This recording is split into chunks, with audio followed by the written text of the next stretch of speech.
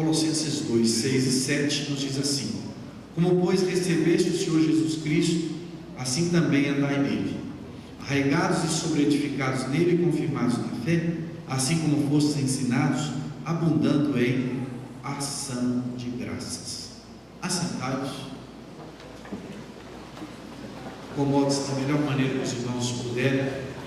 E esta é uma reflexão nossa, um sermão didático, então a gente precisa prestar atenção e aprender aquilo que Deus tem para nós.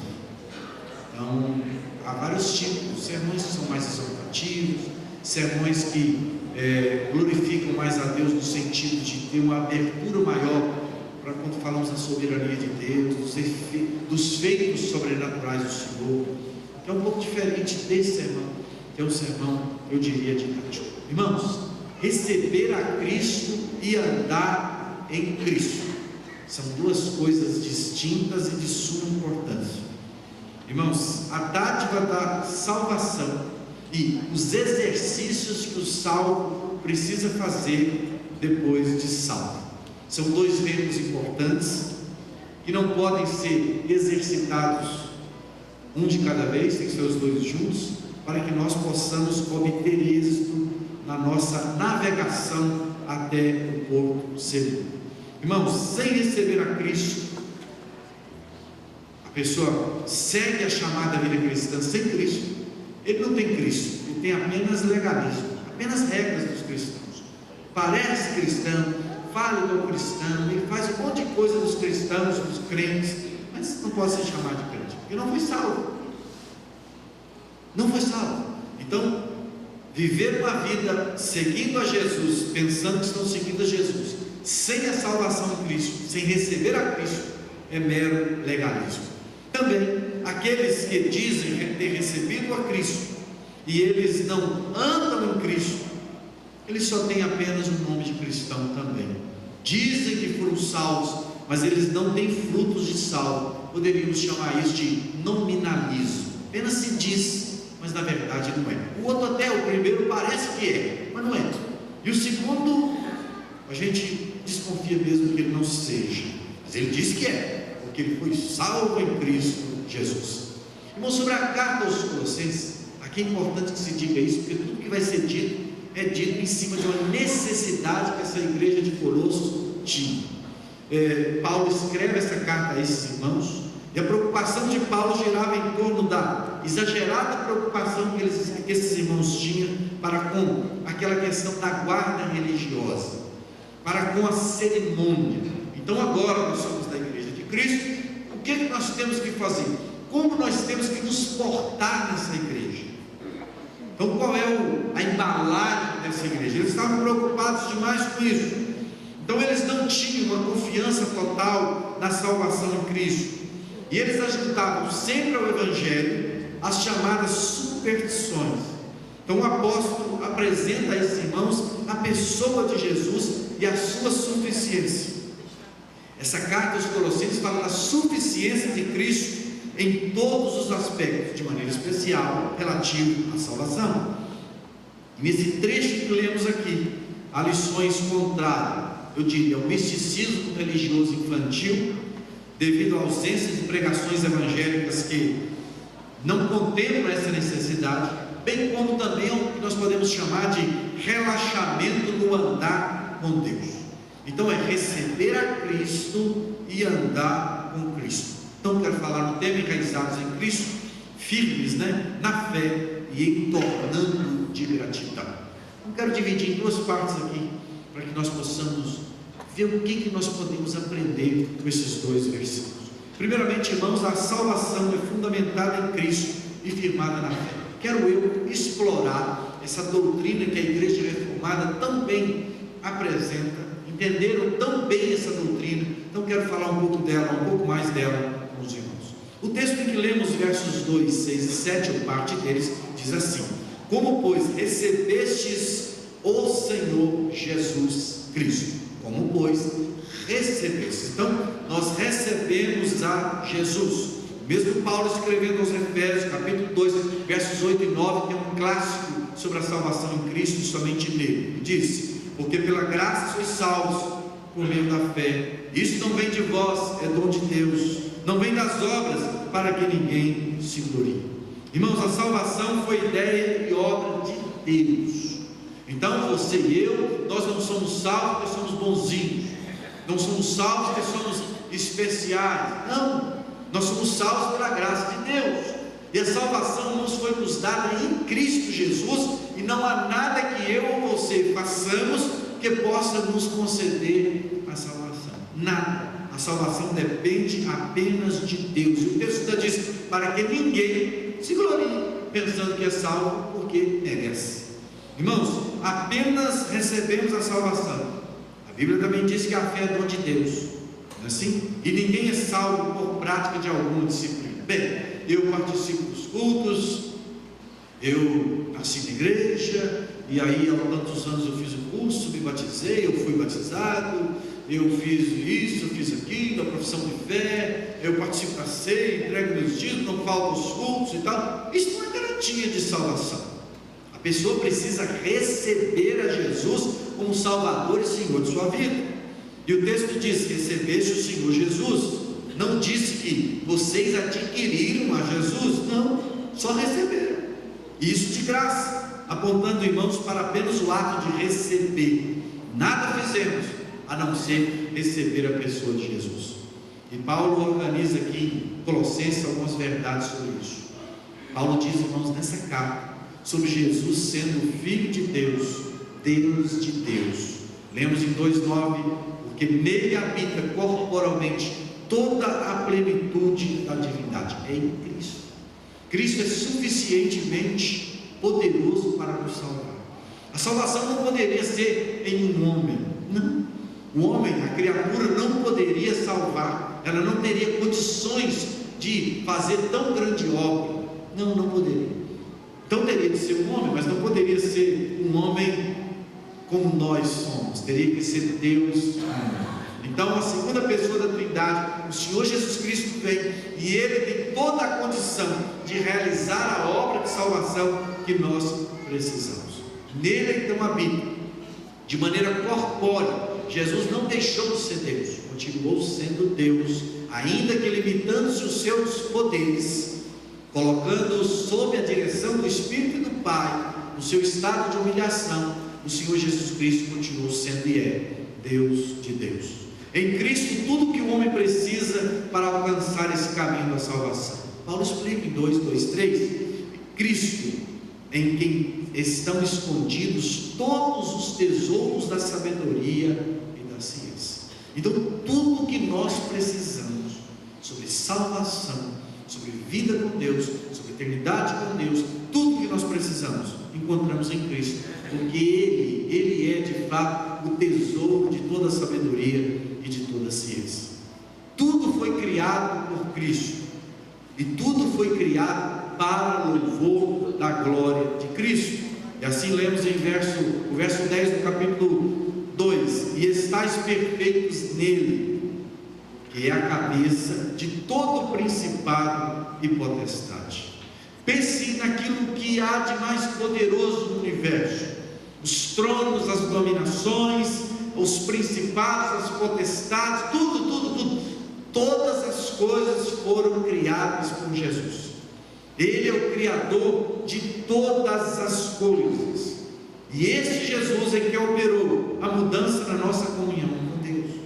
Quando nós pecamos no Éden, nós contraímos uma inimizade em relação a Deus.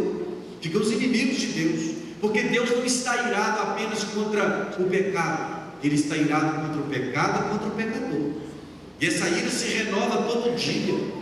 Salmo 5:5 nos diz que Ele está irado contra o pecador, Ele é inimigo do pecador.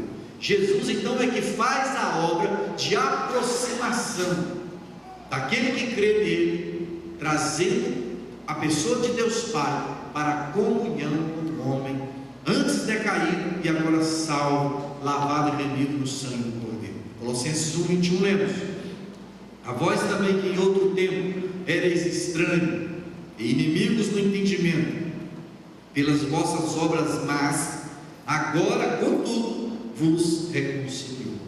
Então Paulo deixa claro, e eu preciso deixar isso claro, você precisa e eu, nós precisamos entender isso completamente, que a salvação é em Cristo Jesus e apenas nele. A mensagem cristã tem a Cristo como fundamento. A mensagem cristã é operada em nosso coração pelo Espírito Santo, e o Espírito Santo opera essa palavra em nós, produzindo fé, que é dom de Deus, óbvio, fomentado pela palavra. Tendo pois nós recebemos a Cristo, cumprimos a primeira parte do versículo, como recebestes a Cristo, agora precisamos também cumprir a outra parte, que eu quero gastar mais tempo nela, que é andar em Cristo, andar nele. Irmãos, muitos de nós nos dizemos salvos, etc., e temos certeza de salvação, temos aquilo, mas não estamos andando com Deus. Isso não condiz com o fato da plena realização da obra de salvação na nossa vida. Então quero falar agora de exercitando a vida cristã com gratidão. Coloquei os verbos no gerúndio, demonstrando que nós estamos em ação, em atividade. Não é exercitou ou exercitará, não, exercitando, fazendo. Vamos fazer, é isso que Deus requer de nós. Irmãos, eu pergunto, como é que nós poderíamos responder a tão grande obra de salvação que Deus fez por nós? Como? A resposta é simples: servindo a Deus como obra de gratidão. Então Deus fez por mim algo que ninguém mais poderia fazer. Ninguém. Eu não poderia fazer por mim, nem você por mim, ninguém. Deus fez em Cristo. Então como é que eu posso corresponder a esta obra de salvação? Eu posso corresponder sendo grato a Deus, servindo a Deus em sua obra aqui na terra. Nós aprendemos que a salvação vem de Deus, mediante a fé, pela graça em Cristo Jesus. Isso é correto, ponto final. Mas e depois disso? Tem alguma coisa que dá para ser feita? Stanley Jones dedicou muito tempo da vida dele estudando isso, a palavra. Ele escreveu o seguinte: contudo, não poderá mantê-la sem a devida disciplina. Então recebemos de graça, recebemos em Cristo, agora nós precisamos andar em Cristo, para que confirmemos o que nós podemos chamar de salvação. Então você não conseguirá manter a dádiva de Deus, eu e você, se nós não exercitarmos esse dom precioso da salvação que recebemos em Cristo Jesus. A Escritura, ela parece estar em toda ela, instando com o ser humano, com o salvo, com aquele que não é salvo, para que se arrependa dos seus pecados, com relação aos que arrependeram dos seus pecados, para que eles se mantenham firmes, constantes, andando em Jesus, com Jesus, para que eles possam perseverar na fé de obter a coroa de vida eterna. Então muitos se dizem salvos, mas suas vidas não parecem ter sido afetadas pela salvação. Eu li num livro que um determinado professor, possivelmente da Europa, daqueles professores levados para a região africana para dar aulas naquelas escolas cristãs, das obras missionárias, e esse professor, ele bebia muito. Então ele ia no bar, não se comunicava com ninguém. Ele ia no bar e bebia, voltava, bebia. Em determinada ocasião, ele bebeu muito, bebeu tanto que ele desmaiou. Aí depois que ele acordou, o dono do bar, o senhor, um africano velho, tocou nele e disse assim: quem é o senhor? Estava escorneado, aí havia desacordado. Quem é o senhor? E ele não tinha outra coisa mais importante para dizer, ele disse assim: eu sou crente. Aí o africano, aquele velho, disse para ele assim: eu não sou crente não sou cristão não. Mas sabe de uma coisa? Se eu fosse, eu não viveria do jeito que você vive. Aquele moço tomou um susto. E neste momento, o não salvo salvou o homem. E aquele sujeito criou vergonha na cara e mudou de vida. Não havia mudança prática nele. Então o Senhor disse: eu não sou, se eu fosse, eu não seria assim. Ou seja, você não é nada. Você está dizendo que é, mas não é nada. Além de receber a Cristo, o texto diz, veja o que diz o texto: também andai nele. Nós precisamos andar em Cristo. Cristo é o fundamento que firma o salvo, e a partir dessa firmeza nós somos levados a construir algo, a edificar algo. Diz o texto de Colossenses 2,7: arraigados e edificados nele, confirmados na fé, assim como fosse ensinado. E o detalhe: crescendo em ação de graça. Paulo estava, irmãos, preocupado para que eles se mantivessem firmes na obra da salvação. Colossenses 23 nós lemos assim: se na verdade permaneceres fundados e firmes na fé, e não vos moveres da esperança do Evangelho que tendes ouvido, o qual foi pregado a toda a criatura que há debaixo do céu, e do qual eu, Paulo, estou feito prisioneiro. Não vos moveres da esperança do Evangelho. Então, é possível se mover da esperança do Evangelho? Parece que sim. É necessário perseverar? Parece que sim. É possível crermos assim, né? É possível que a pessoa, um dia tocada pela graça de Deus, possa depois abandonar? Parece que sim, não é? Nós vemos que Demas desamparou Paulo, Alexandre Lacoeiro e tantos outros foram abandonando o apóstolo pelo caminho. Então nós precisamos, irmãos, nos cuidar e exercitar, andar em Cristo, para não sermos, irmãos, movidos e, em muitos casos, removidos da esperança que o Evangelho nos traz. Irmãos, vocês já notaram que às vezes os pais cobram dos filhos: você precisa ser assim, mais assado, você precisa ser mais educado. Mas além de o pai não ser educado, ele também não explica o que são boas maneiras, não é? Ele não dá detalhes. E às vezes isso também é um erro cometido no povo. Esta noite eu não quero cometer esse erro. Então separei algumas coisas aqui, alguns exercícios que nós podemos fazer, algumas disciplinas que vai nos ajudar a andar com Deus. Primeiramente, eu quero pegar aqui, baseado no ensinamento do Stanley Jones, que é muito comum na Escritura, mas ele fala disso lá, eu preciso ser justo. Eu quero falar de 3 coisas primeiras que Jesus fazia, depois tem mais. Jesus fazia 3 coisas muito importantes. Primeiro, Jesus, ele lia a Bíblia, ele meditava na Escritura, ele aprendia a Escritura. Então ele conhecia o Pai, e ele conhecia a Escritura, e estudando a Escritura. Então nós precisamos estudar a palavra. Richard Foster escreveu que nenhum cristão será sadio se ele não for bíblico. Irmãos, se nós estivermos lendo a palavra, meditando nela e procurando viver, obedecendo a palavra, isso vai mudar a nossa maneira de pensar, a nossa maneira de falar, a nossa maneira de agir. Não é só ler a Bíblia, é ser bíblico, é aplicar aquilo que aprendemos na Escritura. Mas para poder ser bíblico tem que ler, porque tem que aprender, tem que estudar, tem que meditar nela, não é assim? Aí nós vamos trazendo para a nossa vida toda aquela aculturação bíblica, para que todo o nosso procedimento esteja de acordo com a palavra de Deus. Então Jesus, ele lia a palavra de Deus, é a primeira coisa. A segunda coisa que Jesus fez, e fez muito, precisou fazer, foi orar. A oração é chave da comunhão. Porque o crente precisa orar diariamente, constantemente, e preferencialmente pela manhã. Vocês já pensaram nisso? É porque a oração nos traz purificação da mente. A oração trabalha as nossas motivações e as nossas emoções. Quem ora, principalmente pela manhã, separa um momento para estar com Deus. Ele tem um dia em que ele enfrenta as dificuldades do dia a dia totalmente diferente. Você sabe o que você vai enfrentar de anormal durante o dia? Não sabe, nem eu. Há um tempo atrás eu aprendi a colocar na minha oração, e já coloquei, tenho orado. Eu tenho orado assim: Senhor, eu não sei o que me espera nesse dia. Eu sei que eu não estou no controle das coisas. Parece até que eu estou, eu penso que eu estou, mas não estou. Muita coisa pode acontecer de anormal durante esse dia. Eu te peço que me ajude a enfrentar as coisas que eu me programei e aquilo que vai fugir da minha programação, porque senão eu não vou conseguir lidar com as coisas.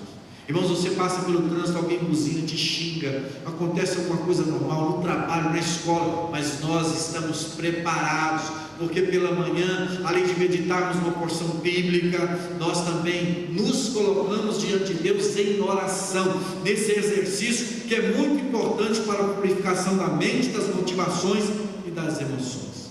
Carlyle escreveu assim sobre a oração: a oração é e continua sendo o instituto mais natural e profundo da alma do ser humano.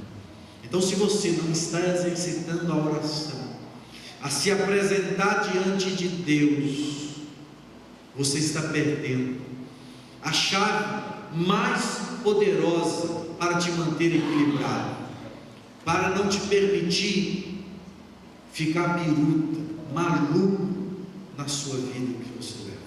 A oração, ela é imprescindível de colocar diante de Deus todas as nossas aspirações, de receber de Deus a graça no momento da comunhão com Ele através da oração, que a oração pode nos possibilitar, nos dar. E nós às vezes prescindimos disso e perdemos, irmãos, uma grande. Vai estudar, os meninos aí que estão estudando, você tem avaliação, levante um pouco mais cedo, ore, coloque diante de Deus, rogue ao Espírito Santo que te faça lembrar, te faça a entender, que você possa aprender. O trabalho é uma coisa difícil, solução de um problema, irmãos, eu sem a oração eu não consigo nem me mexer. Quantas vezes as pessoas sentam na minha frente e começam a desenrolar um problema e eu estou lá assim, olhando para a pessoa e falando: Senhor, o Senhor precisa me ajudar, como é que eu saio disso? O Senhor não sei. O Senhor precisa criar um jeito, o Senhor precisa criar meios, o Senhor precisa abrir os meus olhos, meu ouvido para eu entender. Quem ali senta no gabinete comigo, geralmente a gente ora: Senhor, me dê sabedoria para escutar, para falar, etc, etc. Por quê? Nós precisamos, irmãos, de colocar diante de Deus, e isso é feito através da oração. Vou contar um testemunho muito importante para os irmãos. O presidente americano Abraham Lincoln, o Abraham Lincoln, como queira, esse homem orava. Esse homem orava de 4 a 5 da manhã, todos os dias. E aí alguém havia marcado uma audiência com ele às 5 da manhã, quando ele terminasse o momento de oração, de devoção. Então essa pessoa chegou, sentou lá no salão para ser recebido na Casa Branca. E aí ele escutou que o Lincoln estava falando e tal. E aí ele perguntou para o oficial do dia que estava ali e tal: ele já está atendendo alguém nessa hora? Antes de mim, já está atendendo? Ele: não. Por que está acontecendo nesse salão, nessa sala? Ele falou assim: nosso presidente está orando, nosso presidente está meditando. De 4 a 5 da manhã ele fala com Deus. Irmãos, Lincoln enfrentou o momento mais difícil da história americana de todos os 500 anos.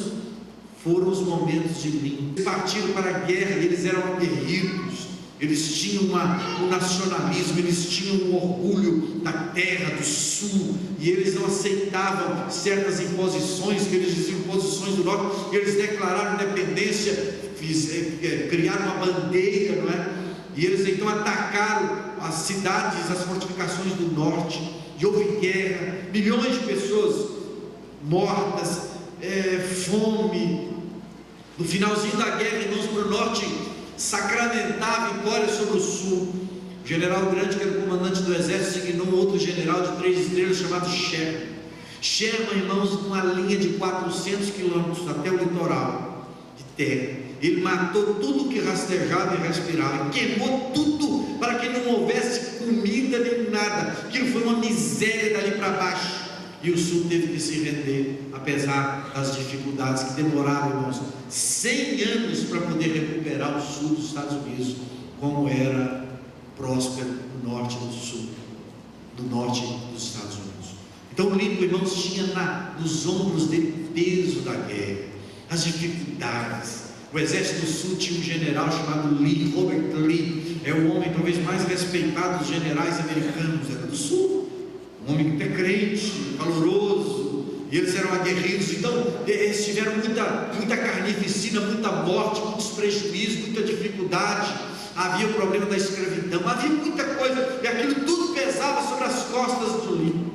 Mas o Lincoln, então, ele colocava tudo aquilo nos ombros de quem era mais forte do que ele, na oração. E ele registrou o seguinte sobre a oração: Lincoln: inúmeras vezes fui levado a pôr-me de joelhos, por irresistível convicção de que não teria outro recurso.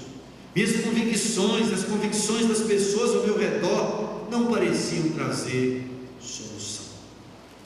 Tem hora, irmãos, que não adianta o conselho do pastor, não adianta o conselho da mãe, do pai, nada vai acalmar a sua alma. Então dobre o seu joelho, coloque-se diante de Deus. Nós cantamos o hino: quando tudo deixarmos no altar, quando tudo perante o Senhor estiver. Irmãos, o ser humano, por mais sábio, ele não tem todas as respostas. mas Deus tem. E Deus pode acalmar a nossa alma. Nem sempre o problema será resolvido por Deus, mas Ele resolve o problema do nosso coração, da inquietação. Irmão, vocês já notaram que quando nós ficamos pensando em coisas, nós somos sequestrados, chamam isso de sequestro neural. Quando nós temos os nossos neurônios arrebatados, tomados, e a gente não tem controle daquilo, a gente precisa então neste momento colocar diante de Deus de oração, para que Deus possa nos visitar e que possamos voltar e nós a ter juízo. Até o juízo nós perdemos, e isso é feito através da oração. Outra coisa importante de Jesus é que Ele ensinava. Então Jesus lia a Bíblia, aprendia nela. O Senhor Jesus orava ao Pai para as suas decisões todas, que é importantíssimo, e Ele também ensinava. Por que ensinar é importante? Porque se você não ensina o que você aprende, você esquece. O Richard Foster escreveu que aquilo que não é expresso deixa de existir. Olha, você pega um livro, os meninos que estudam, você pega um livro, por exemplo, de filosofia, um enunciado histórico, você precisa ler aquilo, entender aquilo e depois pensar com as suas palavras naquilo que você leu. Enquanto você não transformar aquilo no seu código verbal, mental, verbal, e em muitos casos na escrita, você não consegue gravar. Aquilo não entra. A gente vê que não sabe determinada coisa. Você estudou, mas na hora de ensinar você fala, gente, eu esqueci isso aqui eu não sei. Então nós precisamos, irmãos, ensinar o que temos aprendido. Veja que Paulo fala sobre a oferta, mas cabe aqui no ensinar de uma maneira geral. Colossenses 2, 9, verso 10, Paulo escreveu assim: ora, aquele que dá semente ao que semeia e pão para comer também multiplicará a vossa sementeira e aumentará os frutos da vossa justiça. Então ele dá semente para quem? Para quem semeia. Quando eu era criança eu ficava não chateado, mas eu ficava questionando Deus. A gente pensa e acha, né? E aí eu pensava assim, mas está errado. O sujeito tem um talento, não faz nada com ele, tudo bem de bonito. O outro tinha 2, passou para 4. E o que tinha 5 passou para 10. Por que não deu esse talento porque tinha 4? Ele ia ficar com 5. Inclusive já era uma maneira bem socialista, não é? De dividir aquilo que é dos outros. Ele gosta do pitáculo que é dos outros. E ele vai dar para o que tinha 10, ficou com 11, o outro ficou só com os 4 dele, né? Irmãos, a Bíblia diz que aquele que tem se dará.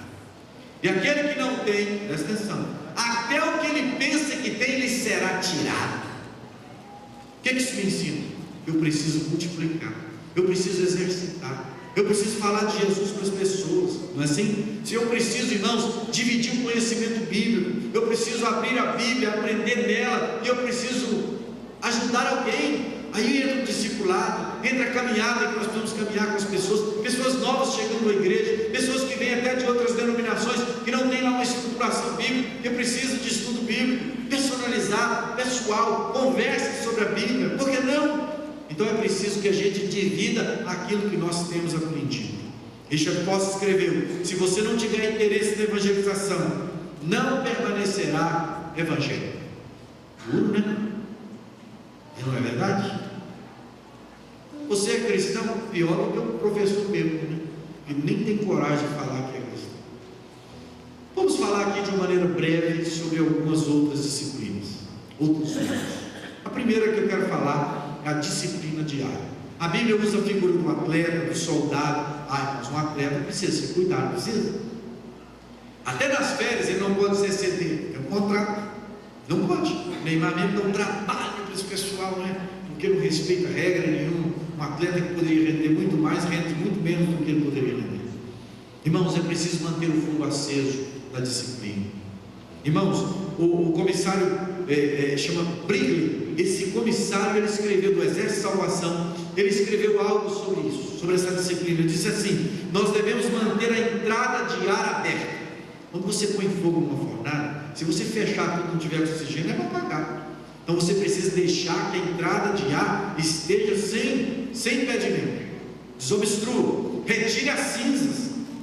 Quem cozinha aí em lenha ou churrasqueira, vai juntando aquela cinza, aquilo atrapalha o fogo. Então tire as cinzas. E detalhe, você precisa colocar mais lenha.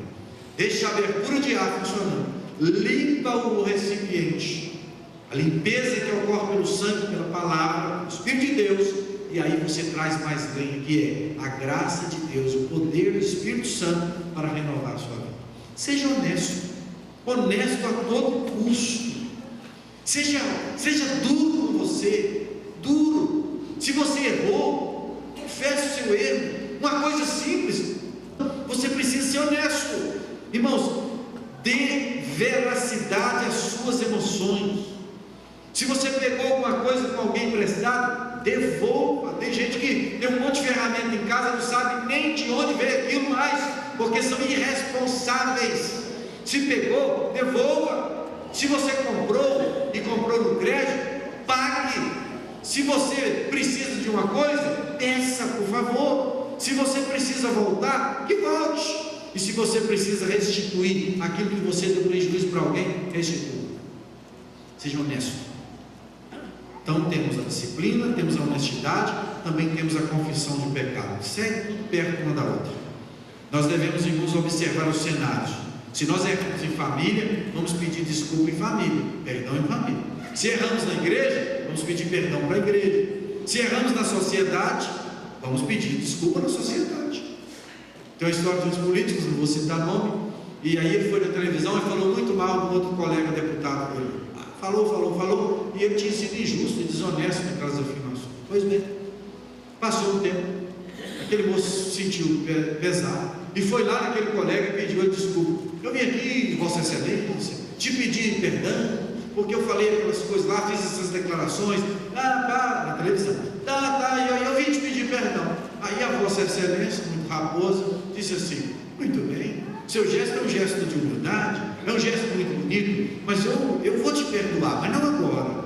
Você vai lá na televisão, e aí você vai falar o contrário lá. Não foi lá que você falou de mim mal? Agora você vai falar bem de mim lá. Então nós queremos o quê? Para o mundo a gente explode a pessoa, depois chega no particular, né? Então resolva com a plateia toda. Então nós temos esse compromisso de confessar no lugar adequado, no foro adequado. Aí eu te pergunto, há quanto tempo você não pede desculpa para alguém? Será que você está andando certinho, igual uma flecha? Duvido. Estamos pedindo desculpa ou não? Lembra daquelas palavrinhas mágicas dentro de casa? Por favor, desculpe, né? Pensei assim, mas estou errado. Não ajuda bem, não ajuda? Há quanto tempo você não pede desculpa a alguém? Nós devemos aprender outra coisa: orar por aqueles que nos ofendem. Difícil, não? Como? Para matar? Dá até vontade. Não, para esclarecer, para que o Espírito Santo clareie a mente dessa pessoa e possa abençoá-la. Conta a história de um certo professor que pegava as cartas odiosas que ele recebia e todos os dias ele apresentava elas a Deus, várias que ele recebia. Colocava diante de Deus pedindo bênção para aquelas pessoas. Outra história conta de um senhor que sofreu uma tentativa de homicídio. O moleque lá deu uns tiros nele, ele foi baleado e tal, e o sujeito foi condenado a 12 anos de cadeia. Nos Estados Unidos o sujeito fica preso mesmo. Esse negócio de progressiva, inventa um trem aqui, outro lá, o STF reúne, muda tudo, tal, para te ajudar. Lá tem isso não, é 12 anos. E aí durante esse período, esse irmão, o crente, que foi baleado, ele passou a visitar semanalmente o seu algoz. E esse moço aceitou Jesus. E ao terminar de cumprir a pena de 12 anos, esse sujeito foi morar com o baleado, o crente baleado. Acredita no negócio desse? Por quê? Deus libertou esse homem, Deus curou esse homem, Deus abençoou esse homem. Então nós precisamos, irmãos, orar por aquele que nos ofende. Por último, eu quero falar de inundação. Nós precisamos permitir que Deus venha tocar pelo Espírito Santo todo o nosso ser pelo Evangelho. Tem um monte de gente que a gente conhece, que se diz cheio do Espírito Santo, mas são racistas. Você conhece? Como? Não, eu sou crente, mas isso aí ainda não converti esse ponto. Não converteu. Todo o nosso ser precisa ser tomado por Deus, afetado pelo Evangelho. Gente que tem preconceito, irmãos, os homossexuais, nós não podemos ser preconceituosos com eles de maneira alguma. Nós precisamos precisamos recebê-los. Nós não vamos compactuar com a prática homossexual, com a prática da corrupção, ou de outro tipo de pecado, do adultério, etc. Mas nós temos que atender a pessoa, e sem preconceito. Irmãos, e dinheiro? Eu sou crente, mas o meu bolso ainda não converteu. Não falam isso. Gente que é luxuosa demais, né? Gente que só pensa em lazer. Não, isso aqui é o meu lazer, eu não posso. Eu me lembro que estava de férias lá em Guaratiba, alguns irmãos que conhecem lá, e aí o senhor, até aqui de Nanuque, que era motorista aposentado na Rio Doce, que estava morando lá, e aí nas conversas lá, passa com a vara de pescar, não sei o que, ele descobriu na nossa conversa que era pastor, e ele falou: então você vai lá em casa expulsar o demônio da minha mulher. Não, eu estou de férias. E o demônio não apareceu para mim.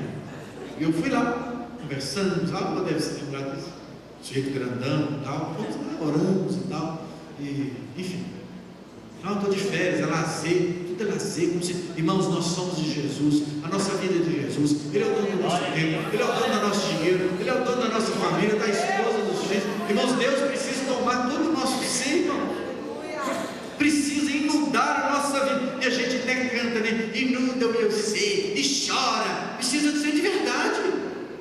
Irmãos, é fácil? Claro que não é. Eu sofro com isso? Claro que eu sofro, porque eu também quero mandar em mim, mas nós não podemos mandar em nós.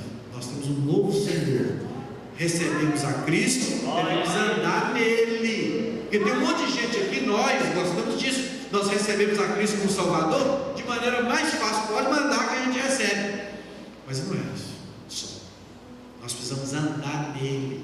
Ele se torna o nosso Senhor, o Senhor da nossa vida, irmãos, o Senhor do nosso coração. Irmãos, deixe-me ler para vocês uma frase de Abraham Kuyper. Esse sujeito foi primeiro-ministro da Holanda, a rainha Wilhelmina colocou como primeiro-ministro, um homem importantíssimo no tempo dele, viveu acho que 83 anos. Esse homem, ele foi o fundador da Universidade Livre da Holanda, e no ato, irmãos, da inauguração daquele prédio, daquela estrutura maravilhosa da Universidade Livre da Holanda, ele deixou registrado ali a seguinte fala que fora registrada. Ele escreveu assim: não há um único centímetro quadrado em todo o domínio de nossa existência sobre os quais Cristo, que é soberano sobre tudo, não clame: é meu. Glória a Deus. O seu carro é de quem? Deus pode reclamar como sendo dele ou é seu? O seu tempo é de Deus ou é seu? Irmãos, nós não somos donos de nada. Tem gente que fica aí, meu filho, aquela idolatria com o filho, o moleque cresce e abandona o pai, aí toma um tapa na cara, porque o filho não era dele, achou que era, não é. Irmãos, nós não temos filhos nossos, nós não temos tempo nosso, nós não temos dinheiro nosso, nós não temos saúde nossa. Eu estou cansado de ver a história. Eu olhava uns meses atrás, descobrimos uma notícia funesta de alguém que a gente admira e ama, sujeito com pensa num exame, um homem com 60 e poucos anos, que exame invejado aquele sujeito tem. Eu ficava olhando os exames dele e ele esfregava o exame dele na minha cara, né? Porque é muito mais novo do que eu, e aquilo, o homem não tem colesterol alto, não tem triglicéridos, corre todo dia 12 quilômetros, aquela fera, ai que maravilha, né? Ninguém aqui com 63 anos corre 12 quilômetros e faz isso, e faz proeza, e planta bananeira. Ninguém, não é? Da noite para o dia descobriu um problema no cérebro. Tudo muda tudo. Cadê a correria? Cadê o domínio de si? Nós não temos. Nós não sabemos o que será de tarde. Eu não sei o que será essa noite, não é? Não sei. Noite passada, o Éder, que achou que tinha o domínio, né? Dani, Toninho, etc. O Éder arranjou, não é Marcelo, Bola, arranjou uma confusão também, no tadinho do Éder. O ônibus dele parou lá no centro. E aí, só deu a equipe de apoio e o coitado do Éder, todo molhado igual um pintinho. O Éder foi dormir 4 da manhã, debaixo da chuva. Não foi? Nós não temos domínio das coisas. Nós não sabemos o que será daqui a pouco. Então que Deus possa reclamar cada centímetro quadrado da nossa existência é meu. Vamos fazer isso, deixa Deus inundar. Paulo escrevendo aos Colossenses 1, 28, 29, eu estou encerrando, ele diz assim: a quem anunciamos, admoestando a todo homem e ensinando a todo homem toda a sabedoria, o quê? Com que propósito? Para que apresentemos todo homem perfeito em Jesus Cristo. E para isso também trabalho, combatendo segundo a sua eficácia, que opera em mim poderosamente. Este é o propósito de Deus. Meus queridos, a vida cristã comparada com uma árvore. Eu te pergunto, como estão as raízes dessa árvore? Você é uma árvore. Como estão as suas raízes? E o tronco dessa árvore? E os frutos? Não é? Irmãos, Richard Foster escreveu assim: quando iniciamos nossa peregrinação de fé, talvez não saibamos tudo o que envolve nossa conversão a Cristo. Não sabemos. Mas, porém, entretanto, podemos ter certeza de que nenhum canto de nossa vida permanecerá intocado. Então o Espírito Santo quer tocar em cada canto do seu ser, em cada canto da sua vida, em cada canto da sua existência. Ele quer tocar, e nós precisamos permitir que o Espírito Santo trabalhe na nossa vida, irmãos, até que sejamos conformados à imagem de Cristo Jesus, que é o nosso Salvador e é o nosso Senhor. Então eu penso que agora nós podemos ler esse versículo com uma visão muito mais abrangente do que lemos no início. O texto então nos diz: como, pois, recebeste esse coisa muito sugestivo? Ele está dizendo para trás que veio, portanto, assim, pois assim, uma coisa, um resumo lá para trás, agora chegou aqui, é isso.